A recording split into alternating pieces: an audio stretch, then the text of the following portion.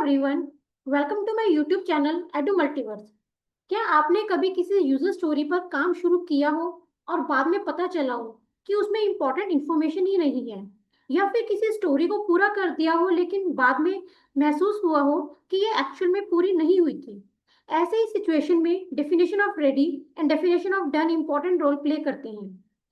आज हम इस वीडियो में अजाइल स्क्रम के यही दो important concepts, definition of ready and definition of done के बारे में बात करेंगे।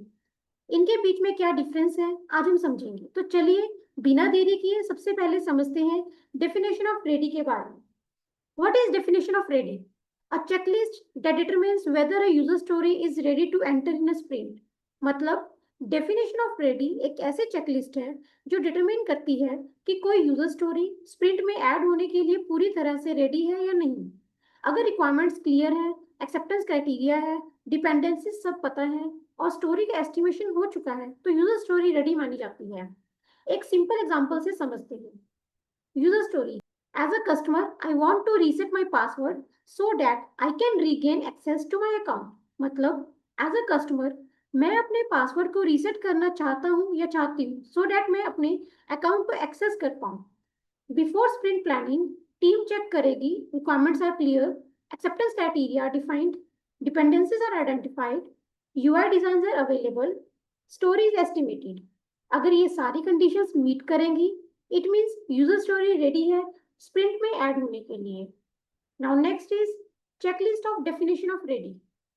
जैसे कि मैंने अभी एग्जांपल में एक्सप्लेन किया है कि यूजर स्टोरी प्रॉपर रिटर्न होनी चाहिए, एक्सेप्टेंस क्राइटेरिया डिफाइन होना चाहिए, क्या क्या डिपेंडेंसीज है वो प्रॉपर आइडेंटिफाइड होनी चाहिए, स्टोरी एस्टिमेशन होना चाहिए, बिजनेस वैल्यूज क्लियर होनी चाहिए टीम को, एंड रिक्वायरमेंट्स टेस्टेबल हो।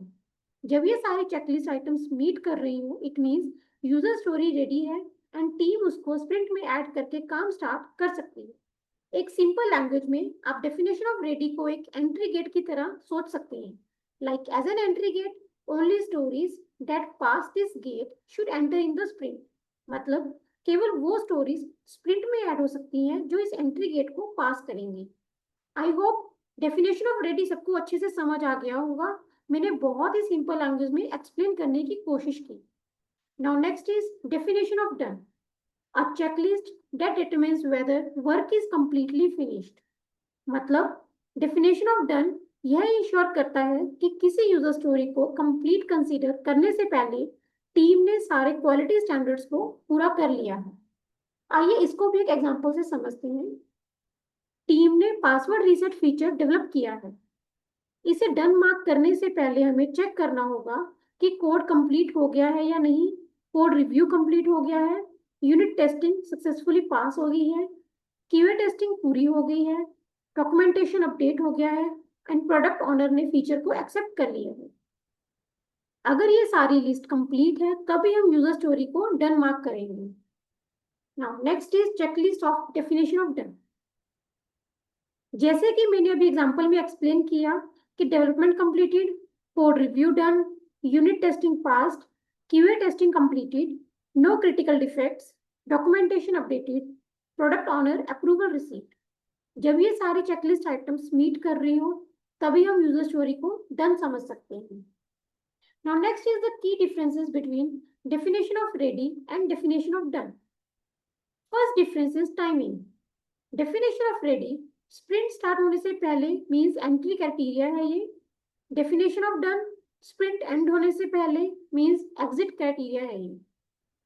Next difference is focus. Definition of ready में फोकस होता है क्लैरिटी एंड रिक्वायरमेंट्स पर।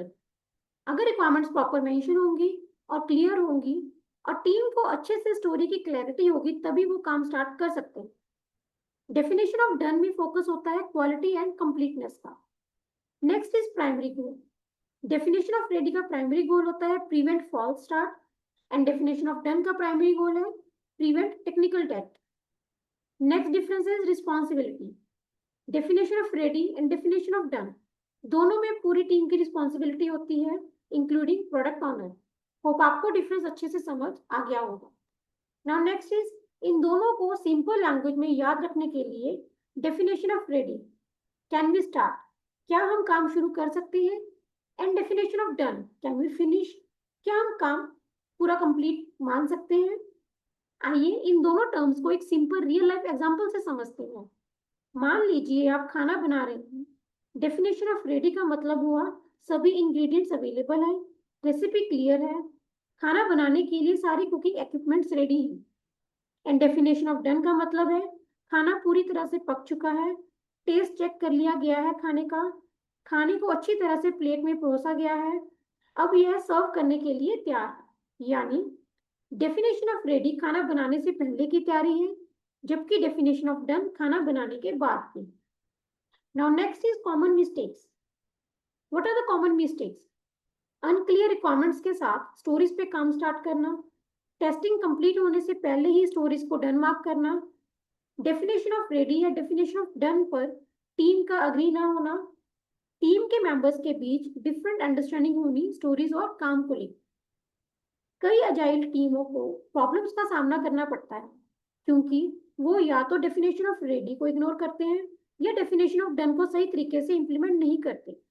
इसका रिजल्ट होता है बार बार रीवर्क और प्रोजेक्ट टाइम पे कंप्लीट ना होना। सो फ्रेंड्स, ये था मेरा आज का video definition of ready and definition of done के ऊपर। होप आपको अच्छे से क्लियर हो गया होगा एंड समझ आ गया होगा। अगर कुछ भी क्वेश्चंस या फीडबैक होगा तो कमेंट सेक्शन में जरूर मेंशन कीजिएगा।